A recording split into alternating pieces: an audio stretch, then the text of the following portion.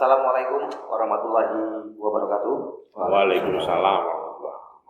Baik, boloketik.com kita kembali lagi ketemu di episode yang kesekian, tentunya di Jawara Jagongan bersama Wakil Rakyat. Dan pada kesempatan kali ini kita masih bersama Komisi 4 DPRD Kabupaten Pasuruan. Dan untuk tema kali ini kita akan mengambil tema terkait dengan sekolahan atau pendidikan, karena memang pendidikan menjadi salah satu bagian dari tupoksi Komisi 4 DPRD Kabupaten Pasuruan. Untuk tema yang kita ambil pada kesempatan kali ini adalah SMK Hebat Industri Kuat. Peran DPRD mendorong pendidikan vokasi yang siap kerja. Untuk membahas keseluruhan daripada tema tersebut, hadir di tengah-tengah kita ada Pak Ketua Komisi 4 Andre Wahyudi. Selamat datang Pak Andre. Selamat datang. Selamat datang. Kalian tadi selamat siang. Assalamualaikum. Waalaikumsalam warahmatullahi wabarakatuh. Oke. Ada juga Umi Nikma Jamila. Apa kabar, sehat Umi? Alhamdulillah sehat juga. Dan tentunya ada Pak Haji Soleh. Ya Pak Haji Soleh ya. Sehat Pak Haji Soleh ya. Alhamdulillah. Tadi begitu padat kegiatan dari Wakil Rakyat sampai kesempatan untuk syuting pada kesempatan kali ini juga luar biasa. Baik, untuk membahas terkait dengan tema tersebut, kita akan segera menuju ke para narasumber.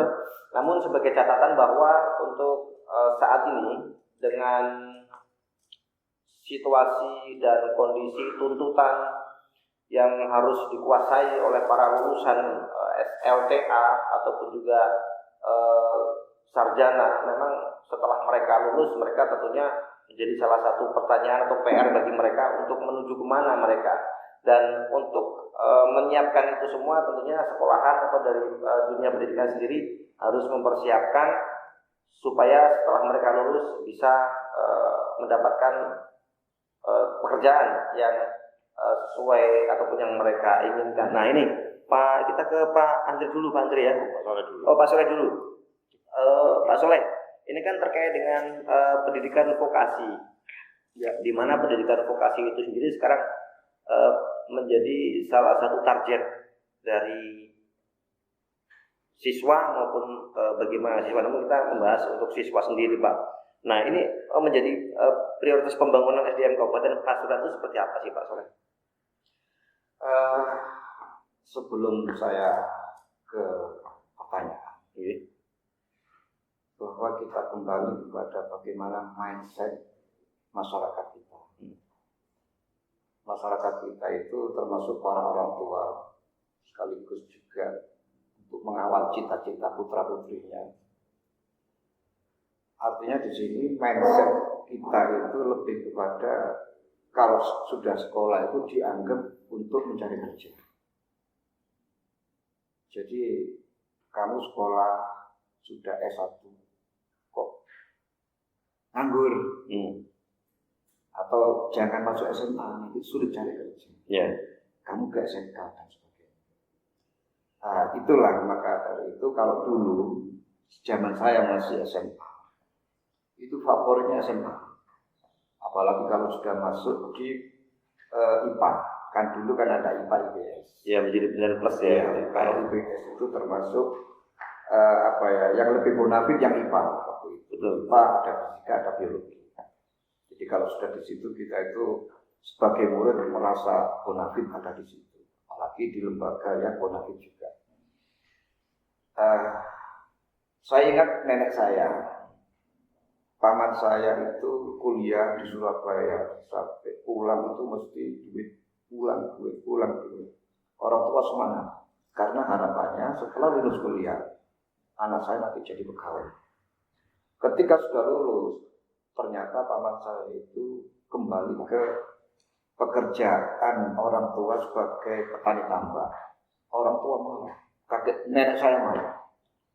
Aku bandane awakmu iku wis entek sak ngene, saben mulai juta-jutaan. Kalau atasi jadi petani tambah, tidak usah kuliah, langsung urus orang tambah. Artinya mindset kita itu sekolah berarti urusannya kita pasti bekerja. Nah, itulah maka pemerintah ini menjawab apa yang menjadi mindset masyarakat kita ini, bahwa sekarang akhirnya dibentuklah yang namanya sekolah SMK dan sebagainya. Ya, SMK kan banyak jurusan-jurusan, betul. Ya. Sehingga para murid yang masuk ke SMK berarti memang tujuannya ingin langsung bisa bekerja. Kemudian kalau yang suka di kelistrikan ya ada bidangnya, ada yang suka di teknik ya ada di teknik, urusan mesin dan sebagainya. Nah disitulah maka dari itu sekarang ini kalau saya lihat SMK ini lebih difavoriti oleh para murid daripada yang SMA. Nah itulah maka dari itu saya termasuk Pak Ketua punya inilah ini kebetulan di Komisi 4 sangat mendorong dan mendukung ketika memang pemerintah ini punya visi misi untuk bagaimana pendidikan ini lebih ditingkatkan, lebih didorong atau didukung untuk ya bisa menjadi wadah untuk cita-cita dari para warga khususnya Kabupaten Pasuruan. Barangkali itu. Kemudian terkait dengan vokasi sendiri Pak, SMK sekarang ini yang ada di Kabupaten Pasuruan, ini khususnya. Ini apakah sudah memenuhi persyaratan yang diharapkan oleh masyarakat? Terus terang ya, untuk tingkat SMA, SMK ini kan bukan tidak masuk di wilayah kewenangan kabupaten. Jadi kami betul-betul tidak menguasai terkait itu, otomatis juga tidak bisa intervensi. Yang menjadi kewenangan kami ya paling tinggi tingkatannya SMP, SLTP. Terus terang kalau masalah itu ya kami mungkin tidak bisa. Tapi untuk kasih masukan, saran-saran mungkin ataupun pengawasan juga ikut provinsi juga ya? Tidak juga. Oh iya, ikut provinsi. Ikut provinsi ya. Jadi kewenangan dari sisi apapun ikut provinsi. Berarti kalau kita bicara seperti itu, berarti itu fungsi pemerintah dari Kabupaten Pasuruan terbatas sih Pak ya? Ya untuk pendidikan memang karena itu adalah regulasi, itu adalah memang aturan kewenangan untuk ini ya seperti itu. Makanya kami itu kesulitan untuk ketika di suatu lembaga ada teman kami menjadi kepala sekolah di SMA, salah satu SMA di wilayah timur, bilang Pak tolong kami kekurangan ini itu dan sebagainya. Ya kami hanya bisa memberi saran, tapi tidak bisa membantu dalam bentuk untuk secara langsung mewujudkan kebutuhan yang disampaikan teman saya tadi. Cuma sebatas itu. Bisa nambahin? Iya. Mengapa pendidikan vokasi menjadi prioritas pembangunan SDM Kabupaten Pasuruan? Karena Pasuruan ini kan daerah industri. Ada Ngepol, ada Bandaan, ada Rembang, pabriknya banyak. Nah, kalau pabriknya ada, tapi tenaga kerjanya kita impor dari luar, rugi kita. Jadi pendidikan vokasi itu prioritas. Tugasnya jelas mencetak tenaga kerja yang langsung bisa pakai. Jadi SMK kan nyiapin anak, bukan nyiapin anak yang buat nganggur, tapi SMK nyiapin anak buat kerja, buat buka usaha, dan buat nguatin ekonomi Pasuruan. Jadi kalau Pasuruan mau maju, kuncinya di antaranya SMK hebat harus kita dukung. Tepuk tangan. SMK hebat untuk Pasuruan harus didukung. Nah, bentuk dukungannya seperti apa, Mi? Ya, termasuk kalau ada bantuan inkubasi. Bantuan inkubasi itu kan datangnya dari provinsi. Tapi lewatnya kan mesti lewat di pemerintah Kabupaten Pasuruan, lewat DPR-nya. Nah itu dengan adanya bantuan inkubasi seperti contohnya ada di SMK yang tata buka. Di situ ada pelatihan tata buka, pelatihan masak itu kita bisa dukung dari situ.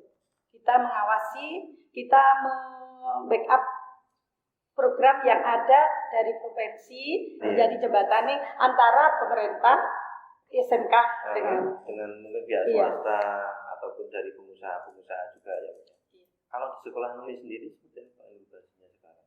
Oh, alhamdulillah sudah berjalan. Sudah. Ada yang untuk potong rambut itu buka, ada yang Prospek loh sekarang potong rambut itu, betul. Iya. Kebetulan sehari itu satu anak bisa potong 20 anak. Iya. Dari 5.000 ongkos potong rambut tadi itu sudah.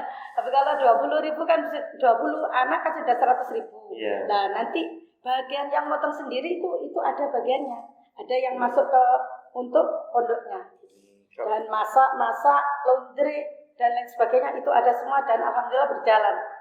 Dari pengawasan Umi sendiri selaku anggota Dewan mungkin pernah berkunjung ke wilayah daerah mana, kecamatan mana, ada nggak yang menjalankan seperti yang diterapkan di tempat jenengan itu? Saya masih melihat di pondok pesantren. Pondok pesantren? Iya. Di dalam negeri? Belum ada. Belum pernah. Cuma kembali kepada peraturan tadi itu ya, keterbatasan itu. Nah sekarang Pak Andre ini. Baik, tadi memang dari dua narasumber tadi sudah menjawab Pak Andre. Jadi berkaitan dengan yang tadi yang disampaikan oleh dua narasumber itu seperti apa? Singkatan SDM, sedangkan ada kata-kata sendiri. Ya, yang pertama itu terkait dengan Undang-Undang Nomor 23 kalau nggak salah, Undang-Undang 23 bukan ya, Undang-Undang 23 tentang pemerintahan daerah yang berubah menjadi Undang-Undang 32 tentang pemerintahan daerah terkait kewenangan yang ada di SLTA sederajat itu per 2014 kalau tidak salah. Nah, jadi waktu itu sebelum 2014, sebelum undang-undang itu dipisah, kami di Komisi 1 waktu itu karena kekuatan persaudaraan di alumni di SMA negeri saya, SMA negeri pernah kita itu memberikan bantuan kalau tidak salah, sumbangan, bukan sumbangan rupiah dari kita, tapi secara konstruksi di APBD, kalau tidak salah waktu itu aula, kalau tidak salah waktu itu aula. Iya. Ada saya, ada Pak Mustolik, ada Pak Samsul, yang semuanya waktu itu jadi bisa masukkan. Itu sebelum 2014. Sebelum aturan itu? Iya, sebelum undang-undang itu berlaku. Iya. Nah, bagaimana sekarang itu pada saat ketentuan peraturan perundangan masih diperbolehkan. Nah, waktu itu cukup ramai, saya ingat juga Bu Risma, Wali Kota Surabaya, karena waktu itu beliau memberikan beasiswa untuk anak sekolah gratis, tidak hanya SD, SMP, tapi juga SMA dan SMK di Surabaya waktu gratis. Tapi karena akhirnya kewenangannya tidak masuk di dalam pemerintah kota, kabupaten, beliau waktu itu judicial review, walaupun beliau kalah. Jadi tetap SMA, SMK itu tetap di provinsi. Nah, sekarang kan kira-kira apa sih perannya DPRD kabupaten terhadap positioning yang ada di SMK? Vokasinya kira-kira seperti apa, kan begitu. Nah, kalau dulu mungkin secara letterlek langsung bisa, hari ini memang sekarang tidak bisa secara ketentuan. Tapi secara aspirasi mungkin kita akan bisa nyampaikan kepada pemerintah provinsi. Cuman makna vokasi lagi ya, makna vokasi itu kan pendidikan yang berbasis untuk siap kerja. Kira-kira begitu kan vokasi. Jadi pola pendidikan yang pastinya akan berbeda dengan SMA, dengan SLTA itu pasti berbeda SMK. Nah, kita coba ke fokus SMK. Kalau berbasis siap kerja, berarti kompetisinya ataukah nanti setelah mereka keluar itu kira-kira harus seperti apa?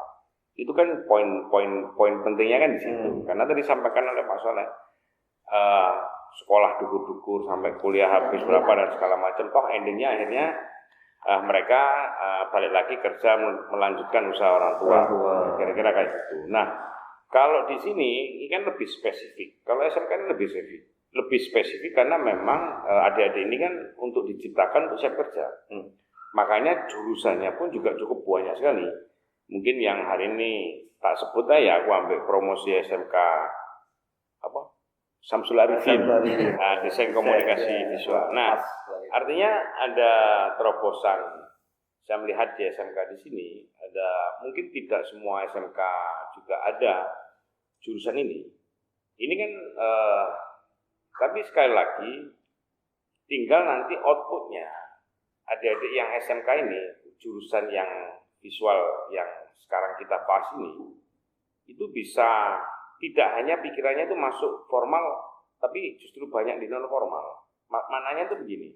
Sekarang butuh banyak desainer bukan hanya desainer saja, desain web, bikin visual yang seperti yang keren, itu bagaimana, itu ada. Tapi kan mereka maknanya kan tidak harus serta-merta kerja di suatu perusahaan. Iya. Tetap di benak saya itu mereka memang siap kerja, tapi mana siap kerja itu apakah mereka harus kerja di pabrik? Kan tidak juga. Nah, itu yang mungkin sekaligus pesan kepada adik-adik semuanya dalam rangka untuk mengejar cita-citanya, karena mereka sudah masuk di SMK, itu pasti mindsetnya adalah setelah SMK pasti siap kerja. Tapi kalaupun itu memang harus dilakukan dan takdirnya harus begitu, harapannya adik-adik SMK ini tidak hanya berhenti puas di situ saja, tapi harus terus mengupgrade, mengeksplor apa yang ada di dirinya, apa perkembangan teknologi IT itu kan perkembangannya cukup pesat sekali. Yeah. Itu yang pesan untuk adik-adik yang di SMK ya. Jurusan kan banyak sekali. Kalau seingat saya ada yang di negeri itu ada bengkel, ada las, ada apa ya, elektro, ya banyak sekali. Itu yang mereka memang disiapkan untuk siap kerja. Nah, balik lagi, kira-kira peran DPRD kabupaten kota itu harus seperti apa? Dulu waktu saya di komisi 1, komisi 2 kalau tidak salah, konsep dengan Pak Rohani, biasanya Pak Haji Soleh.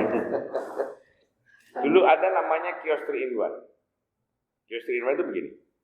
Jadi kita memaknai bagaimana kita bisa membaca, bisa mengukur, sampai sak pirose anak-anak adik-adik kita, mohon maaf, yang tidak bisa melanjutkan ke tingkatan selanjutnya, tidak kuliah, antara SMA dan SMK. Nah, posisinya anak-anak ini bacanya dari mana? Kita bikin waktu itu namanya kios 3-in-1. Jadi kios 3-in-1 ini tergabung antara pendidikan, Bapeda, berikut juga Disnaker, dan pihak ketiga. Jadi setiap kali orang yang mau bikin investasi di Pasuruan, di dinas perizinan, mereka harus ngeling ke situ, harus ngeling ke Disnaker. Nah, Disnaker lagi ke BLK, kira-kira seperti itu. Jadi sekaligus punya database, lulusan SMA, SMK se-Kabupaten Pasuruan itu bisa dibaca. Terus mereka investasi yang masuk itu butuhnya itu apa saja dan berapa orang. Nah, standarnya akan kita samakan dengan standarnya perusahaan tadi. Makanya kita namakan kios 3-in-1 karena memang kita terintegrated. Umpamanya, di SMK itu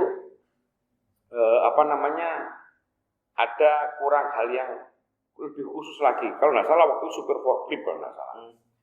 Kita bikin pelatihan forklift yang intinya sertifikasi dari balai latihan kerjanya milik pemerintah daerah itu berlaku standar. Jadi pada saat anak-anak tadi itu mari SMK ditambah lagi keahliannya ditebalkan lagi mungkin 5-6 bulan, dan perusahaan yang mau masuk berinvestasi itu harus merekrut dari BLK. Jadi melihat dari database tadi. Iya, melihat dari database tadi. Jadi kira-kira dulu konsepnya gitu. Walaupun sekarang kan memang agak susah dengan perda ketenaga kerjaan yang mau dikunci 80% dan segala macam. Itu nanti ada beberapa part yang tubuhan memang. Tapi waktu itu kita konsep zaman sakmono ya, kita sudah konsep kayak gitu yang intinya satu bagaimana anak-anak kita ini bisa langsung terdistribusi dengan baik. Karena apapun Pasuruan adalah daerah industri. Terus yang kedua, perusahaan pun tidak akan merasa gelo. Karena apa? Kita coba menyamakan apa yang menjadi kebutuhannya mereka. Standarnya kayak apa? Jadi istilahnya BLK kita itu punya standar khusus. Yang mereka pasti kalau lulus dari situ, bukan pasti diterima, tapi yang sudah diterima itu pasti standarnya sesuai dengan apa yang diinginkan oleh perusahaan. Kira-kira kayak gitu. Jadi itu bisa terbaca. Nah, terus keputuslah dengan undang-undang tentang pemerintahan daerah tadi itu. Nggak masuk. Jadi kita akhirnya nggak bisa jalan. Kira-kira kayak gitu.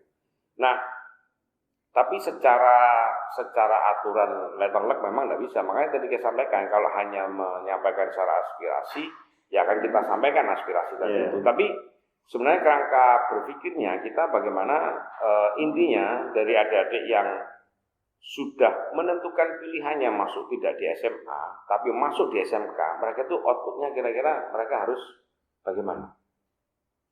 Itu yang menjadi kerangka berpikir kita, itu yang menjadi penting menurut saya. Selain mereka harus siap kerja, pilihan sekarang cukup banyak sekali.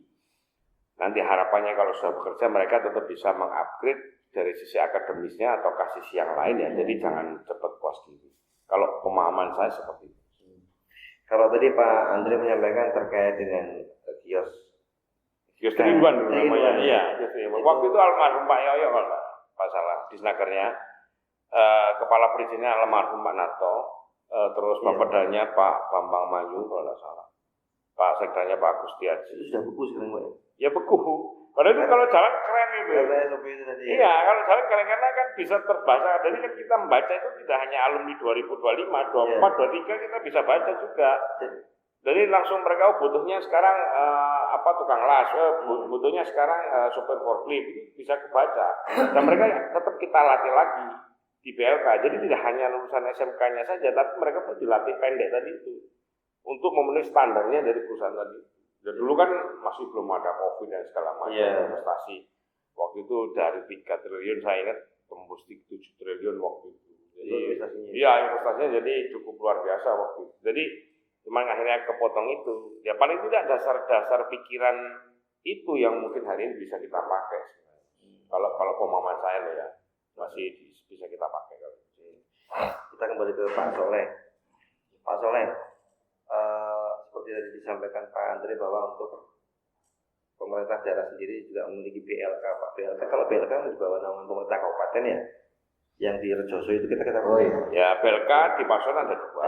Di Pandaan itu milik provinsi, yang di Rejoso itu milik kabupaten. Nah, sebagai penyambung aspirasi antara BLK dengan perusahaan swasta seperti apa Pak sekarang? Karena di BLK kan belum tentu mereka itu lulusan SMK. Memang ada mungkin dari lulusan SMP, juga dari SMK yang ingin mempertebal kemampuan mereka, skill mereka selama di sekolahan reguler, akhirnya dipertebal di BLK sendiri. Nah ini penyaluran seperti apa atau komunikasi penjabatan ke perusahaan-perusahaan swasta seperti apa Soalnya? Yang pasti BLK itu yang ada di situ, yang dilatih di situ. Keterampilan baik itu forklift, baik itu kelistrikan, mesin, tata boga, bahan menjahit dan banyak di situ. Artinya di BLK itu berbagai latar belakang pendidikan yang masuk. Ada yang dari pendidikan pesantren, ada juga yang dari pendidikan formal, pendidikan umum, dan di umum juga ada bahkan juga ada masyarakat pemuda-pemuda pengangguran. Dan mereka ingin bekerja, tapi tidak punya keterampilan. Tapi apapun itu yang terpenting bagi BLK untuk merekrut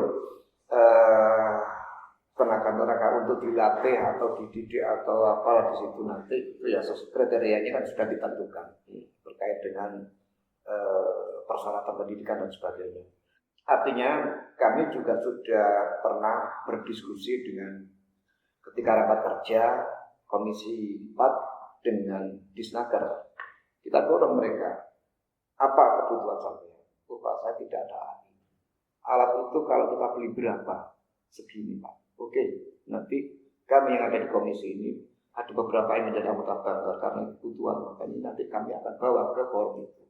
Itu bagian daripada dukungan kami.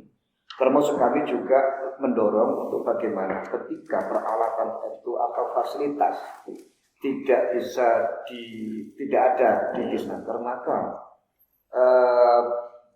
pihak Disnaker ini nanti untuk melakukan upaya kerjasama dengan beberapa perusahaan-perusahaan yang berkompeten terhadap apa yang dibutuhkan tadi itu. Itu bagian dari ya kebetulan kami juga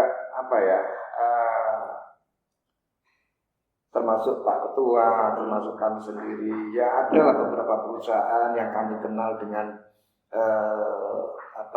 tokoh-tokohnya di situ. Itu kami kan juga bisa mengkomunikasikan. Tapi sejauh ini memang pihak Disnaker sudah melakukan banyak hal untuk melakukan inovasi-inovasi. Tambahan Mas ya. Kita pahami bahwa untuk saat ini masyarakat kita itu pola hidupnya atau lifestyle-nya itu kan lebih kepada konsumtif. Ya. Kita akui atau tidak, ya, itu sudah seperti itu gaya hidup masyarakat kita. Termasuk desa saya, desa bukan desa, tidak mampu kota belas wis, desa kesa-kesa ya. Itu sekarang yang namanya orang cuci baju itu malas cuci sendiri. Dia dilondrikan, dan yang laundry ya orang-orang di situ yang siapkan. Ada juga yang di pertemuan sebelumnya sudah pernah saya sampaikan, ketika punya hajat dan itu harus butuh konsumsi dan sebagainya. Kalau zaman-zaman dulu kan teman, tetangga, saudara kumpul jadi satu untuk membantu masak opo sehingga ini disiapkan untuk acara itu. Sekarang kan tidak. Kita duduk di rumah seakan-akan tidak ada acara, nanti habis isya ya. Tahu-tahu asar datang semua berkat satu ini. Artinya konsumtif ini termasuk apa lagi ya, ada ya tata rias dan sebagainya sudah pernah saya sampaikan. Lah hal-hal inilah kita butuh untuk menggugah anak-anak kita, para pencari kerja supaya lebih kreatif. Dan kreativitas ini kemudian mereka butuh keterampilan, butuh keahlian, dan mereka masih belum punya itu di BLK ini. BLK itulah. Nah, kami sebagai anggota Komisi 4 selalu mendorong kepada pegawai-pegawai yang ada di BLK, juga kita ke masyarakat melalui pertemuan-pertemuan yang ketika kita sering diundang, kita sampaikan juga di sini. Di BLK ada peluang ini, di BLK ada ini kalau sampean mau lah.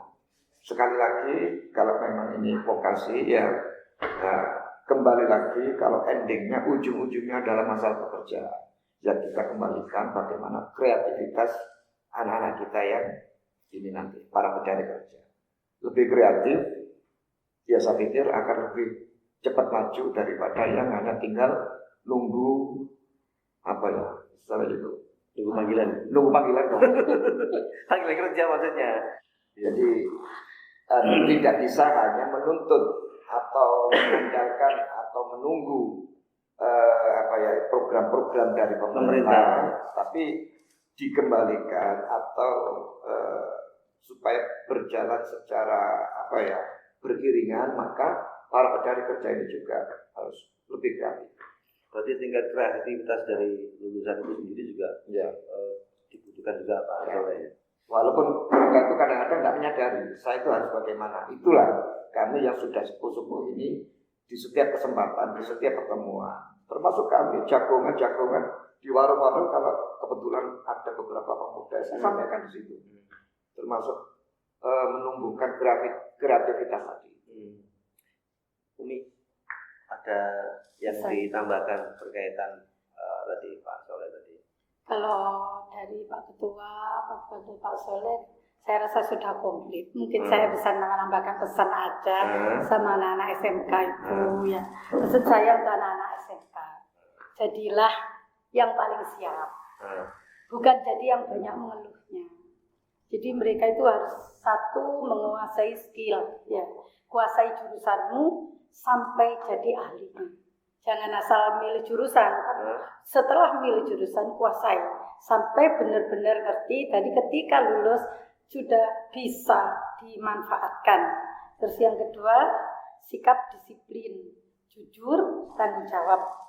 Itu yang dicari para HRD perusahaan. Yang ketiga, semangat belajar.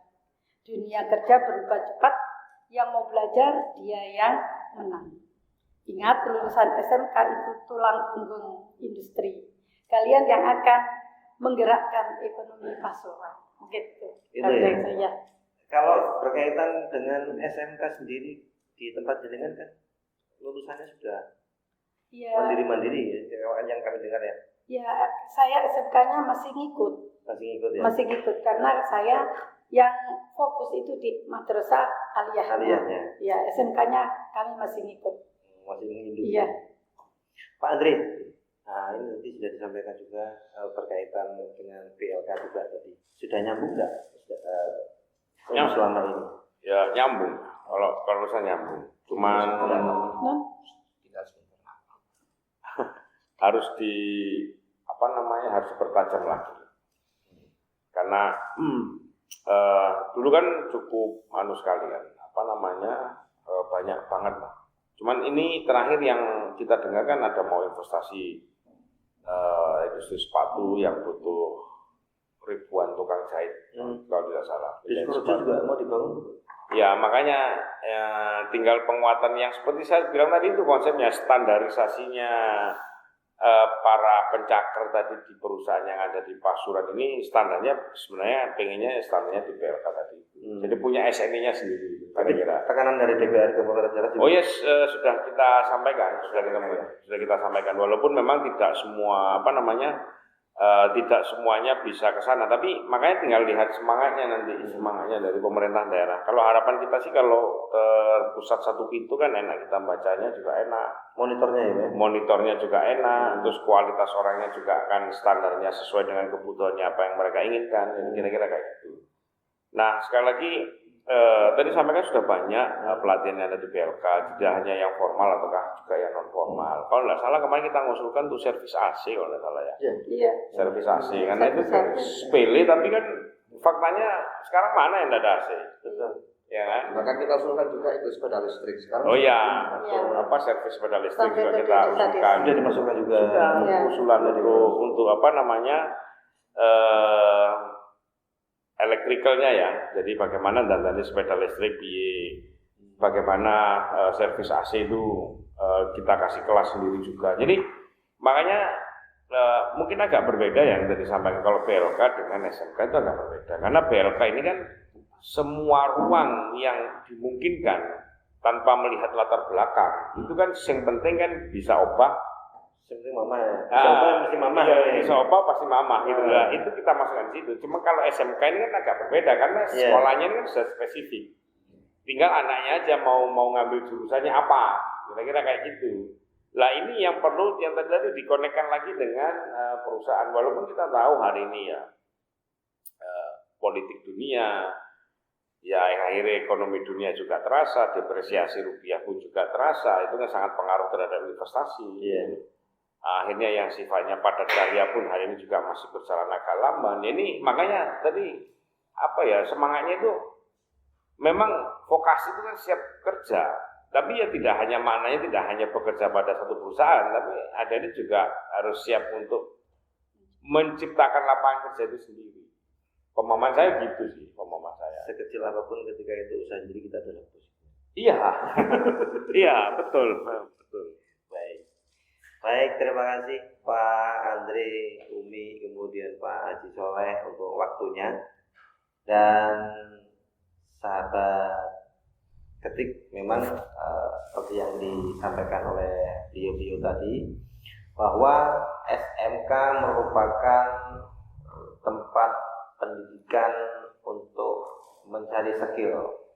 Seperti disampaikan Umi bahwa ketika kita menjalani secara serius dan memperdalam ya, tentunya kita akan menguasai dan kita mencintai bidang yang kita kerjakan agar nanti bisa menghasilkan sesuatu yang diharapkan, di mana Pak Andri juga menyampaikan bahwa tantangan globalisasi yang saat ini sedang berlangsung ini memang dibutuhkan orang-orang yang kreatif dan inovatif untuk menghadapi tantangan perkembangan zaman.